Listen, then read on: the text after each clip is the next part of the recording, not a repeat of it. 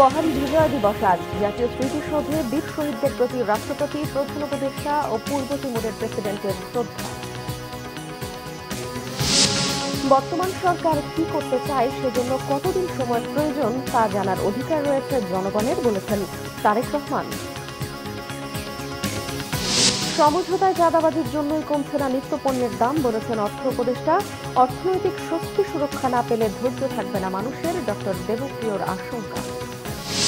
রোহিঙ্গা প্রত্যাবাসনে পূর্ব তিমুরের ভূমিকা প্রত্যাশা প্রধান উপদেষ্টার। ম্যান্ডেলা, গান্ধী, চে গুয়েভারার মতো ব্যক্তিত্ব ডক্টর ইউনূস, বলেছেন প্রেসিডেন্ট রামোস। দেখছিলেন ক্রাউন সিমেন্ট সংবাদ শিরোনাম। এবারে বিস্তারিত। মহান বিজয় দিবস আজ। দিবসটি উপলক্ষে জাতির শ্রেষ্ঠ সন্তানদের প্রতি শ্রদ্ধা জানিয়েছেন রাষ্ট্রপতি মোহাম্মদ শাহাবুদ্দিন, প্রধান উপদেষ্টা ডক্টর মোহাম্মদ ইউনূস এবং পূর্ব তিমুরের প্রেসিডেন্ট হোসে রামোস হোর্তা। ভোর 6:30টার দিকে সাভার জাতীয় স্মৃতিসৌধে শ্রদ্ধা জানান রাষ্ট্রপতি মোহাম্মদ শাহাবুদ্দিন। এ সময় নীরবে কিছুক্ষণ দাঁড়িয়ে থাকেন তিনি। পরে জাতীয় স্মৃতিসৌধে শ্রদ্ধা জানান প্রধান উপদেষ্টা ডক্টর মোহাম্মদ ইউনূস ও পূর্ব তিমুরের প্রেসিডেন্ট হোসে রামোস হোর্তা। এই সময় কিছুক্ষণ নীরবে দাঁড়িয়ে থাকেন তারা। এরপর তারা পরিদর্শন বইতে স্বাক্ষর করেন। স্মৃতিসৌধ প্রাঙ্গণে একটি গাছের চারাও রোপণ করেন পূর্ব তিমুরের প্রেসিডেন্ট। পরে উপদেষ্টা মণ্ডলীর সদস্যবৃন্দ, বিভিন্ন দেশের কূটনীতিকরা, যুদ্ধাহত বীর মুক্তিযোদ্ধারা, বীর শহীদদের প্রতি শ্রদ্ধা জানান। স্মৃতিসৌধে চলছে বিভিন্ন রাজনৈতিক দল, সামাজিক সাংস্কৃতিক সংগঠন সহ সর্বস্তরের মানুষের শ্রদ্ধা নিবেদন।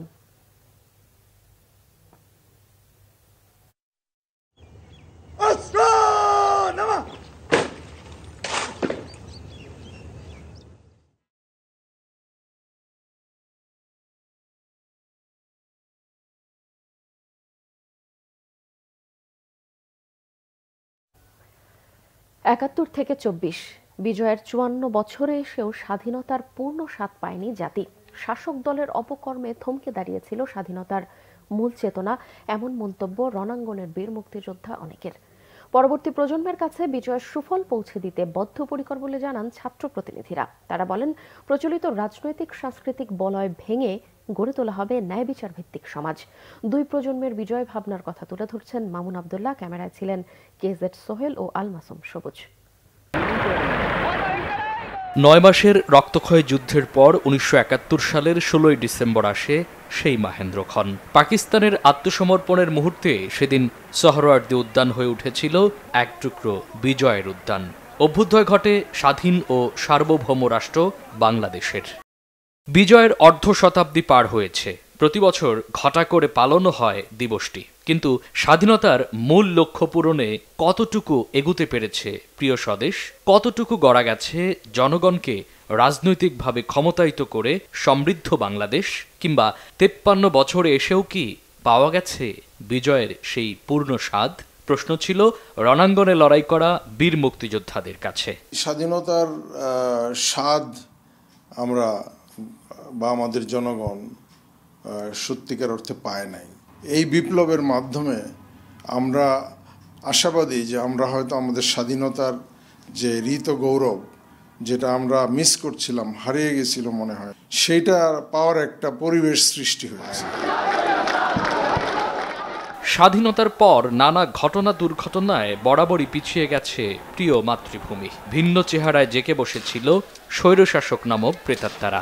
গণতন্ত্র আর সুশাসন দিন দিন দেশ থেকে নির্বাসিত হয়, কিন্তু যখন দেয়ালে পিঠ থেকে যায় তখন ঘুরে দাঁড়ায় মানুষ।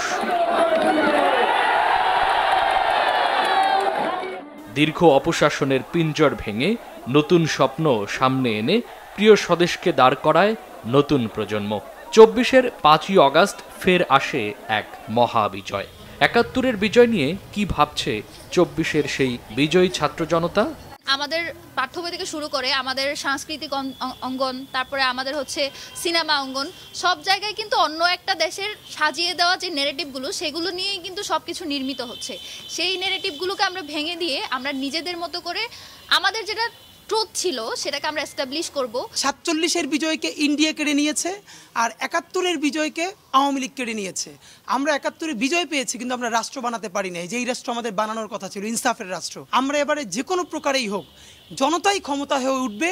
প্রকৃত অর্থে কিন্তু আমরা আমাদের প্রতিবেশী দেশগুলোর যে আধিপত্যবাদ, এর থেকে আমরা মূলত রক্ষা পাইনি।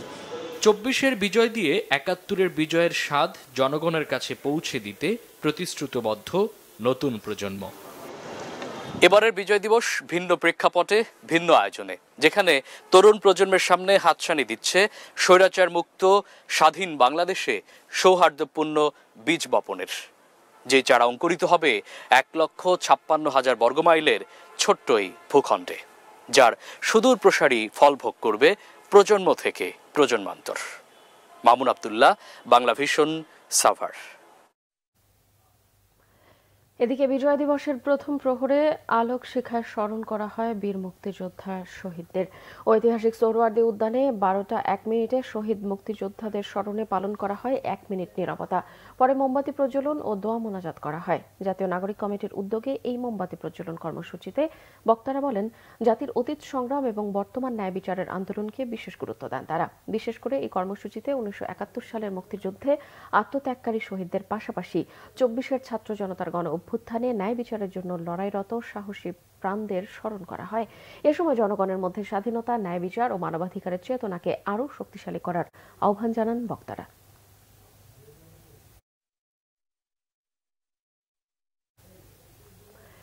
বিএনপির ভারপ্রাপ্ত চেয়ারম্যান তারেক রহমান বলেছেন, কর্মপরিকল্পনার রোডম্যাপের কথা শুনে যদি উপদেষ্টাদের চেহারায় অস্বস্তির ছাপ ফুটে ওঠে, তা হবে গণ আকাঙ্ক্ষা বিরোধী। বর্তমান সরকার কি করতে চায়, সেজন্য কতদিন সময়ের প্রয়োজন তা জানার অধিকার জনগণের রয়েছে। সকল অস্পষ্টতা কাটিয়ে অচিরেই বাংলাদেশ নির্বাচনী রোডম্যাপে যাত্রা শুরু করবে বলেও আশাবাদ তারেক রহমানের। অন্যদিকে দলের মহাসচিব মির্জা ফখরুল ইসলাম আলমগীর বলেছেন, 31 দফার পর কোনো সংস্কার আর বাকি থাকে না। এখন সবচেয়ে বেশি প্রয়োজন অতি দ্রুত একটি নির্বাচনের মধ্য দিয়ে সংস্কারকে এগিয়ে নিয়ে যাওয়া। আহমেদ সারওয়ারের রিপোর্টে বিস্তারিত। মহান বিজয় দিবস উপলক্ষে রাজধানীর ইঞ্জিনিয়ার্স ইনস্টিটিউশন মিলনায়তনে আলোচনা সভা করে বিএনপি। এতে দলের ভারপ্রাপ্ত চেয়ারম্যান তারেক রহমান ভার্চুয়ালি যুক্ত হন। মহান মুক্তিযুদ্ধের বীর শহীদদের প্রতি গভীর শ্রদ্ধা জানান তিনি। বলেন, এটা ভুলে গেলে চলবে না, তাদের আত্মত্যাগের বিনিময়ে জাতি একটি স্বাধীন সার্বভৌম বাংলাদেশ পেয়েছে। তারেক রহমান বলেন, জবাবদিহিমূলক সংসদ এবং সরকার ক্ষমতা থাকলেই কেবল জনগণের ক্ষমতা থাকে। রাষ্ট্র ও সরকারকে স্বৈরাচার মুক্ত রাখতে হলে প্রয়োজন গণতান্ত্রিক চর্চা। বর্তমান অন্তর্বর্তীকালীন সরকার কি করতে চাইছে, রাষ্ট্র মেরামতের জন্য অন্তর্বর্তীকালীন সরকারের আর কত মাস কিংবা কত সময়ে প্রয়োজন, সেটি জানার অধিকার জনগণের রয়েছে। সরকার জনগণের সামনে তাদের আগামী দিনের কর্ম পরিকল্পনার রোডম্যাপ ঘোষণা করলে এটি একদিকে জনগণের কাছে সরকারের স্বচ্ছতা এবং জবাবদিহিতাকেই নিশ্চিত করবে, অপরদিকে প্রশাসনিক কার্যক্রমেও গতিশীলতা বাড়বে। তবে অন্তর্বর্তীকালীন সরকারের আগামী দিনের কর্ম পরিকল্পনার রোডম্যাপ ঘোষণার কথা শুনলেই যদি উপদেষ্টাদের চেহারায় অস্বস্তির ছাপ ফুটে ওঠে, সেটি হবে অবশ্যই গণ আকাঙ্ক্ষা বিরোধী। সকল অস্পষ্টতা কাটিয়ে অচিরেই নির্বাচনী রোডম্যাপে যাত্রা শুরু করবে আমাদের এই প্রিয় বাংলাদেশ। সংস্কারের পাশাপাশি নিত্যপণ্য বাজার নিয়ন্ত্রণকেও সরকারের অগ্রাধিকার দেওয়া উচিত বলে উল্লেখ করেন তারেক রহমান। নিত্য প্রয়োজনীয় দ্রব্যমূল্যের লাগামহীন ঊর্ধ্বগতিতে দিশেহারা সমাজের প্রায় প্রতিটি মানুষ। প্রতিদিনের সংসারের ব্যয় মেটাতে জনগণকে যুদ্ধ করতে হচ্ছে। সুতরাং জনজীবনে নিত্য দুর্ভোগ কিংবা বাজার পরিস্থিতি নিয়ন্ত্রণ না করে অন্তর্বর্তীকালীন সরকার যদি শুধু সংস্কারের নামে সময় সংক্ষেপ করেন, তাহলে জনগণের কাছে সংস্কার আগে নাকি সংসার আগে, এই প্রশ্নটি মুখ্য হয়ে উঠতে পারে। দুর্ভোগ বর্তমানে মেনে নিলেও জনগণ এখনো সরকারের বিরুদ্ধে তেমন উচ্চ বাচ্য করছে না, কারণ জনগণ বর্তমান অন্তর্বর্তীকালীন সরকারকে সফল দেখতে চায়। তবে আগেও বলেছি, আজও উল্লেখ করতে চাই, অন্তর্বর্তীকালীন সরকার নিজেরা নিজেদেরকে সফল দেখতে চায় কিনা তা তাদের কার্যক্রমের মাধ্যমেই প্রমাণ করতে হবে। আলোচনা সভায় অন্য নেতারা বলেন, বিএনপি কখনো জোর করে ক্ষমতায় আসেনি, সবসময় জনগণের সমর্থন নিয়ে ক্ষমতায় গেছে। এবারও জনগণ অনেক আশা নিয়ে অপেক্ষা করছে। আমরা 31 দফা কর্মসূচি আমরা জাতির সামনে তুলে ধরেছি, সেটা সম্পূর্ণভাবে সংস্কার। এই 31 দফার পরে আর কোনো সংস্কার বাকি থাকে না।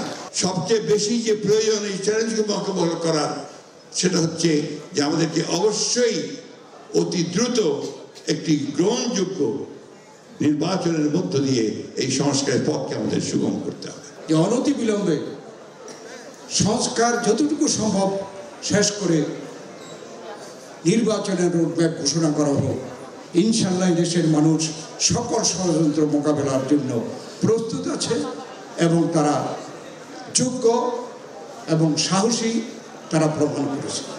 বিএনপি নেতারা বলেন, রাজনীতি না থাকলে দেশ থাকবে না। বিরাজনীতিকরণ করে কেউ বেশি দিন টিকে থাকতে পারেনি। পদগুণে অনেকে নিজেকে বুদ্ধিমান ভাবে, পতাকা গুলো অনেকে নিজেকে শক্তিমান ভাবে, কিন্তু যখন পতাকা থাকে না, যেমন আওয়ামী লীগের এখন অবস্থা, এখন তো পদও নাই, পতাকাও নাই, তারাও নাই। আমরা পরামর্শ বুদ্ধি শুনতে চাই আর কি, কিন্তু যিনি দিবেন তিনি ওই পদের গুণে দিয়েন না, পতাকার শক্তিতেও দিয়েন না। সকলে মিলে এই দেশকে নতুন করে আমরা গড়ে তুলব, যেখানে মানুষের মৌলিক অধিকার পুনঃপ্রতিষ্ঠিত হবে, যেখানে মানুষের ভোটের অধিকার পুনঃপ্রতিষ্ঠিত হবে, যেখানে মানুষের অর্থনীতির অধিকার পুনঃপ্রতিষ্ঠিত হবে। ভোটের মাধ্যমে সরকার পরিবর্তন করতে না পারলে গণ অভ্যুত্থানে সরকারকে বিতাড়িত করতে পারে। জনগণ তা দেখে দিয়েছে বলে মন্তব্য করেন বিএনপি নেতারা। আহমেদ সরওয়ার, বাংলা ভিশন, ঢাকা। অন্তর্বর্তী সরকারের অর্থ উপদেষ্টা সালেউদ্দিন আহমেদ বলেছেন, রাজনৈতিক সমঝোতা খুব কঠিন কাজ, সেই তুলনায় চাঁদাবাজির সমঝোতা অনেক সহজ। সরকার শুল্ক কমালেও বাজারে নিত্যপণ্যের দাম কমছে না। এর পেছনে একটি কারণ, সমঝোতার মাধ্যমে চাঁদাবাজি জারি রাখা। সিপিডির সম্মানীয় ফেলো ডক্টর দেবপ্রিয় ভট্টাচার্য বলেন, জনগণকে অর্থনৈতিক স্বস্তি আর আইন শৃঙ্খলা দিয়ে সুরক্ষা দিতে না পারলে সংস্কারের জন্য ধৈর্য থাকবে না মানুষের। মহিবুল্লাহ মহিবের রিপোর্টে বিস্তারিত। রাজধানীর একটি ক্লাবে international business forum of Bangladesh IBFB'র বার্ষিক সম্মেলনে প্রধান অতিথির বক্তব্যে অর্থ উপদেষ্টা সালেউদ্দিন আহমেদ বলেন, যে কোনো বাজারে গেলে 2-3 ধরনের চাঁদাবাজ দেখা যায়। এদের ভেতর কিছু আছে আগের সরকারের, কিছু লোক ভবিষ্যৎ সরকারের, আর কিছু স্থানীয়। এরা পরস্পর সমঝোতা করে চাঁদাবাজি করে যাচ্ছে। Not bad. আপনারা যত খারাপ মনে করেন যে বাংলাদেশ একেবারে খারাপ, একেবারে খাদের কিনারে এসে পৌঁছেছে, তা না। But there are definitely concerns like inflation. We're very much worried, like the energy price law and order problem, and also the inflation. রাজনৈতিক সমঝোতা খুব difficult, political compromise difficult, but চাঁদাবাজি সমঝোতা is very easy. You just go to any market, আপনি 2-3 রকম চাঁদাবাজ আছে, যারা আগের সরকারে, আবার যারা প্রসপেক্টিভ আসবে, আর লোকাল। আমি কাউরান বাজারে গেছি তো 3 ভাগে ভাগ করা, 1-2টা, আরেকটা হলো লোকাল। ওদেরকে তো কাউরান বাজারের মাস্তান যেত বিদায়। সো ওইখানে কিন্তু সমঝোতা আছে, সেটা হচ্ছে না তা না। এ সময় বিশিষ্ট অর্থনীতিবিদ ডক্টর দেবপ্রিয় ভট্টাচার্য বলেন, রাজনীতিবিদেরা একটি পথরেখা চাইছেন কিভাবে নির্বাচন করবেন। জনগণকে অর্থনৈতিক স্বস্তি আর আইন শৃঙ্খলা দিয়ে সুরক্ষা দিতে না পারলে ওই সংস্কারের জন্য যতই ভালোবাসা থাকুক, মানুষের ধৈর্য থাকবে না বলেও মনে করেন দেবপ্রিয় ভট্টাচার্য। যদি মানুষকে আমি অর্থনৈতিক স্বস্তি দিতে না পারি, যদি আমি মানুষকে আইন শৃঙ্খলা দিয়ে যদি সুরক্ষা দিতে না পারি, তাহলে মানুষের ওই সংস্কারের জন্য যতই ভালোবাসা থাক, ধৈর্য থাকবে না। এই ধৈর্যের জন্য অবশ্যই বাংলাদেশের এই মুহূর্তে one of the major issues, all the reforms we are talking about, we need to also talk about what type of reforms we want to do in the economy in the short term. আমি এখন পর্যন্ত আমার অত্যন্ত সম্মানের ব্যক্তিরা যারা ওখানে আছেন দায়িত্বে, তাদের কাছে দেখিনি ওনারা আগামী 6 মাসের ভিতরে, আগামী বাজেটের ভিতরে কিভাবে বাংলাদেশের ভিতরে একদিকে আমার ব্যাংকের ভিতরে যে তারল্যের সংকট আছে সেইটা নিয়ে কিভাবে মোকাবেলা করছেন। চেষ্টা হচ্ছে না, আমি এটা বলছি না, কিন্তু দেবপ্রিয় ভট্টাচার্য বলেন, রাজনীতির পথরেখাকে কতখানি সুগম করা যায়, সংস্কারকে আরো কত বেশি গভীর করা যাবে, তার পুরোটা নির্ভর করবে আমরা কতখানি মানুষকে অর্থনৈতিক স্বস্তি দিতে পারবো তার উপরে। মহিবুল্লাহ মহিব, বাংলা ভিশন, ঢাকা। বিএনপির সিনিয়র যুগ্ম মহাসচিব রুহুল কবির রিজভী বলেছেন, অন্তর্বর্তী সরকারকে মানুষের প্রত্যাশা পূরণ করতে হবে। সেই প্রত্যাশা পূরণে ঘাটতি থাকলে রাজনৈতিক দলগুলো জনগণের চিন্তা অনুযায়ী কথা বলবে। রবিবার রাজধানীর মোহাম্মদপুরের সূচনা কমিউনিটি সেন্টারের সামনে জাতীয়তাবাদী কৃষক দল মহানগর উত্তরের শীতবস্ত্র বিতরণ কর্মসূচিতে তিনি এসব কথা বলেন। নিত্যপণ্যের দাম নিয়ন্ত্রণে চাঁদাবাজি বন্ধের বিষয়ে তিনি বলেন, রাস্তার মোড়ে মোড়ে চাঁদাবাজদের ধরতে হবে। অনেক সময় পুলিশই খাদ্যপণ্যের গাড়ি থামিয়ে চাঁদা আদায় করছে, এগুলো বন্ধ করলেই দাম কমে আসবে। তিনি বলেন, শক্তিশালী প্রশাসনিক নির্দেশনা থাকলে থাকলে রাস্তায় চাঁদাবাজি হতো না। মানুষকে যদি আগের আমলের চেয়ে স্বস্তি দেয়া না যায় তাহলে মানুষ হতাশ হবে। মানুষ যেন অনাহারে না থাকে, অন্তর্বর্তীকালীন সরকারকে সেই দিকে দৃষ্টি দেবারও আহ্বান জানান তিনি। রিজভী বলেন, প্রশাসনের ভেতরে যে স্বৈরাচারের দোসর ও ভূতগুলো রয়েছে, সরকার প্রাথমিক দায়িত্ব ছিল তাদেরকে আইনের আওতায় নিয়ে আসা। তা না করে যদি তাদের ভালো পোস্টিং, পদোন্নতি দেন তাহলে মানুষ ভালো চোখে দেখবে না।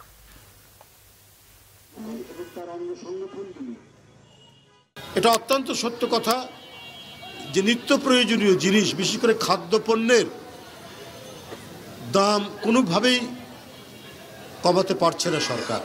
কিন্তু মানুষের প্রত্যাশাগুলো তো পূরণ করতে হবে এই সরকারকে, এবং সেই প্রত্যাশা পূরণে যদি ঘাটতি থাকে তাহলে গণতন্ত্রকামী রাজনৈতিক দলগুলো জনগণের স্বার্থের কথা চিন্তা করে কথা বলবে, কর্মসূচি গ্রহণ করবে।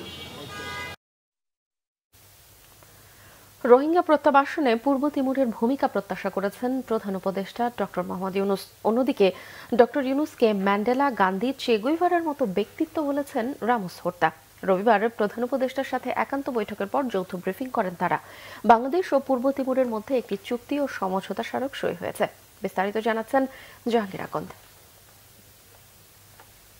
4 দিনের রাষ্ট্রীয় সফরের প্রথম দিনে সকালে ঢাকা সেনানিবাসের সেনাকুঞ্জে 3 বাহিনী গার্ড ও বনার প্রদান করে পূর্ব তিমুরের প্রেসিডেন্ট হোসে রামোস হোর্তাকে। এ সময় প্রধান উপদেষ্টা ডক্টর মোহাম্মদ ইউনুস উপস্থিত ছিলেন। পরে প্রধান উপদেষ্টার কার্যালয়ে বৈঠক করেন ডক্টর মোহাম্মদ ইউনুস ও রামোস হোর্তা। বৈঠক শেষে যৌথ সংবাদ সম্মেলনে প্রধান উপদেষ্টা ডক্টর মোহাম্মদ ইউনুস এবং রামোস হোর্তা দুদেশের সম্পর্ক আরও জোরদার এবং ব্যবসা বাণিজ্য সম্প্রসারণে একযোগে কাজ করার কথা জানান। মহাত্মা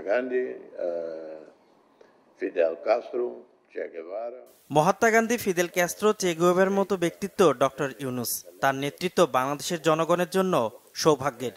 বিশ্ব নেতাদের সংঘর্ষ বন্ধে সামনে এগিয়ে আসতে হবে। ইউক্রেন, মধ্যপ্রাচ্য, সিরিয়া, লেবানন ইস্যুতে সংলাপ প্রয়োজন। বৈশ্বিক অর্থনীতিতে নেতিবাচক প্রভাব ফেলবে এ ধরনের সংঘাত। প্রধান উপদেষ্টা জানান, পূর্ব তিমুরের সম্পদের পরিমাণ আক্ষরিক অর্থেই অশেষ। সেটিকেও ব্যবসা বাণিজ্যের ক্ষেত্রে কাজে লাগাতে চায় ঢাকা। পাশাপাশি রোহিঙ্গা প্রত্যাবর্তনে পূর্ব তিমুরকে কাজে লাগাতে চায় বাংলাদেশ। নতুন প্রজন্ম আর তাদের সমর্থকদের প্রত্যাশাকে সম্মান জানাতে হবে, কারণ তাদের জন্যই আমরা নতুন বাংলাদেশ পেয়েছি। হোর্তা আমার ও বাংলাদেশের একজন বড় বন্ধু। বিগত সরকারের প্রতিহিংসা থেকে আমাকে বাঁচাতে যারা অবস্থান নিয়েছিলেন তাদের মধ্যে হোর্তা অন্যতম। আমি আশা করি আসিয়ান সদস্য হিসেবে তিনি আমাদের রোহিঙ্গা সংকট থেকে উত্তরণে সহায়তা করবেন।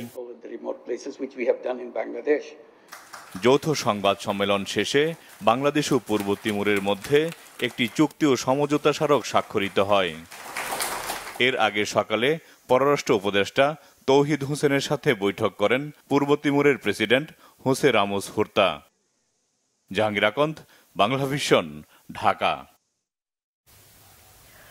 পূর্ব তিমুরের প্রেসিডেন্ট হোসে রামোস হোর্তাকে বিএনপি চেয়ারপারসন বেগম খালেদা জিয়া ও ভারপ্রাপ্ত চেয়ারম্যান তারেক রহমানের পক্ষ থেকে শুভেচ্ছা জানিয়েছেন দলটির প্রতিনিধি দল।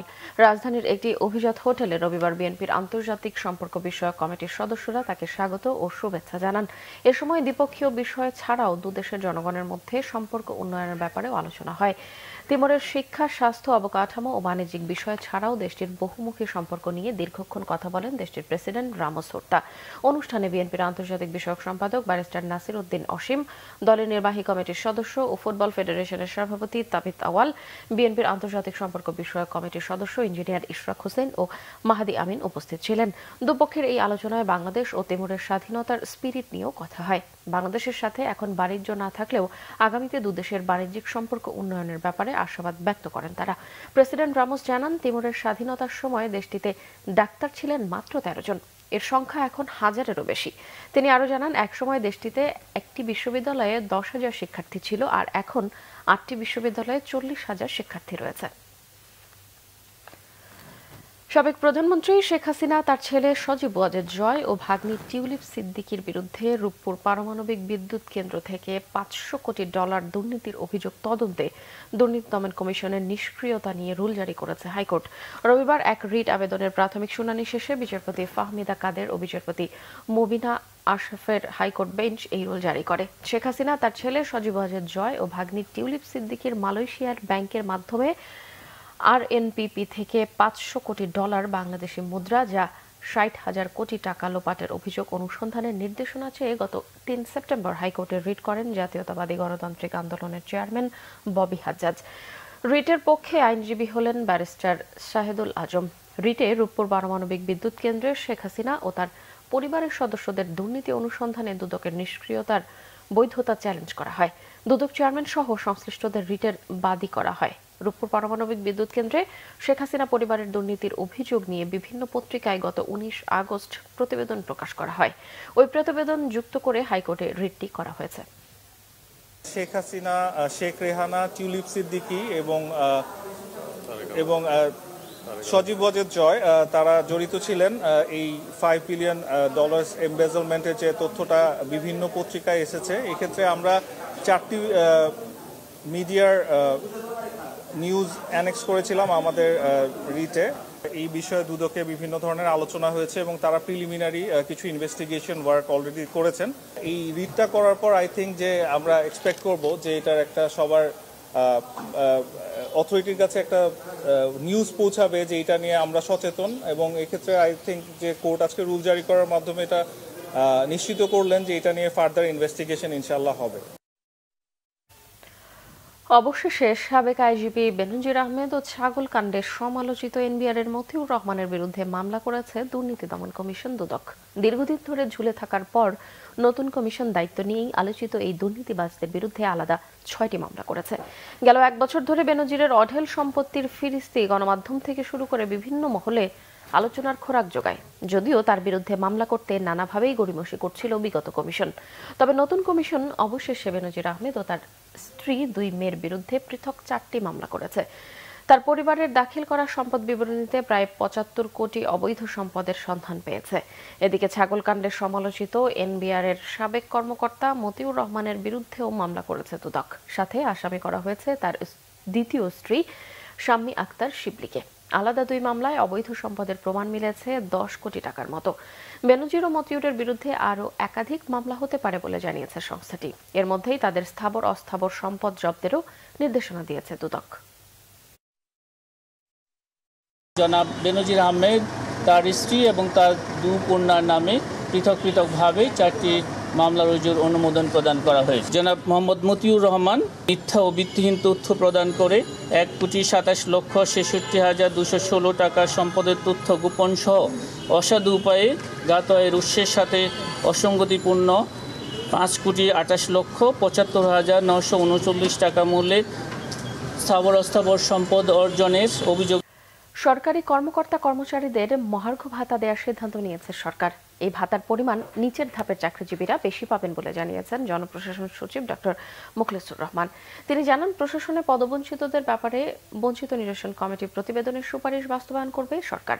রবিবার সচিবালয়ে জনপ্রশাসন সচিব ডক্টর মোখলেসুর রহমানের কাছে প্রতিবেদন হস্তান্তর করে প্রশাসনের সংস্কারে বিএনপির গঠিত জনপ্রশাসন সংস্কার কমিটি। সাবেক সচিব ও এই কমিটির সদস্য ইসমাইল জবিউল্লাহ জানান, দলকানা, অযোগ্য ও দুর্নীতিবাজদের প্রশাসন থেকে সরিয়ে যোগ্যতার ভিত্তিতে মেধাবীদের নিয়োগের সুপারিশ করছেন তারা। এছাড়াও প্রশাসনকে এগিয়ে নিতে স্বল্প, মধ্য, দীর্ঘমেয়াদে পদক্ষেপ নেওয়ার কথাও রয়েছে প্রতিবেদনে। এ সময় জনপ্রশাসন সচিব ডক্টর মোখলেসুর রহমান জানান, বঞ্চিতদের বিষয়ে সরকারি চাকরি বিধি অনুযায়ী ব্যবস্থা নেওয়া হবে। এদিকে বঞ্চনা নিরসন কমিটির সুপারিশ দ্রুত বাস্তবায়নের দাবিতে জনপ্রশাসন সচিবের রুমের সামনে প্রতিবাদ করেন প্রশাসনের বঞ্চিত কর্মকর্তারা।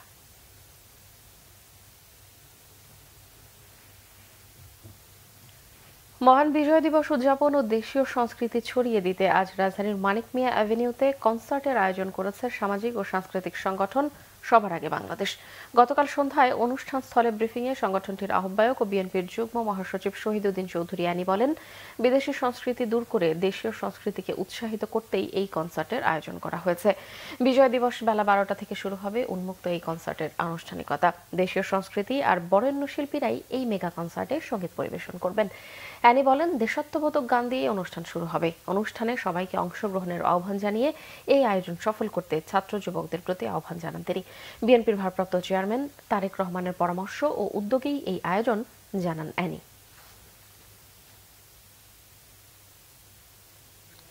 সংবাদ শেষ করব ক্রাউন সিমেন্ট শিরোনামগুলো আরও একবার জানিয়ে। মহান বিজয় দিবস আজ। জাতীয় স্মৃতিসৌধে বীর শহীদদের প্রতি রাষ্ট্রপতি, প্রধান উপদেষ্টা ও পূর্ব তিমুরের প্রেসিডেন্টের শ্রদ্ধা। বর্তমান সরকার কি করতে চায় সেজন্য কতদিন সময়ের প্রয়োজন তা জানার অধিকার রয়েছে জনগণের, বলেছেন তারেক রহমান। সমঝোতায় চাঁদাবাজির জন্যই কমছে না নিত্যপণ্যের দাম, বলেছেন অর্থ উপদেষ্টা। অর্থনৈতিক স্বস্তি সুরক্ষা না পেলে ধৈর্য থাকবে না মানুষের, ডক্টর দেবপ্রিয়র আশঙ্কা। রোহিঙ্গা প্রত্যাবাসনে পূর্ব তিমুরের ভূমিকা প্রত্যাশা প্রধান উপদেষ্টার। ম্যান্ডেলা, গান্ধী, চে গুয়েভারার মতো ব্যক্তিত্ব ডক্টর ইউনুস, বলেছেন প্রেসিডেন্ট রামোস। দর্শক, এই ছিল এখনকার মতো। পরের সংবাদ সকাল 10টায়, এর আগে সকাল 9টায় রয়েছে নিউজ টপ 10 দেখার আমন্ত্রণ রইল। এছাড়া বাংলাদেশের সংবাদ ও সংবাদ সংশ্লিষ্ট অনুষ্ঠান দেখতে ভিজিট করুন www.bbnews24.com ও facebook.com/bangladeshinews এবং সাবস্ক্রাইব করুন youtube.com/bangladeshinews। এখন সঙ্গে থাকায় ধন্যবাদ সবাইকে।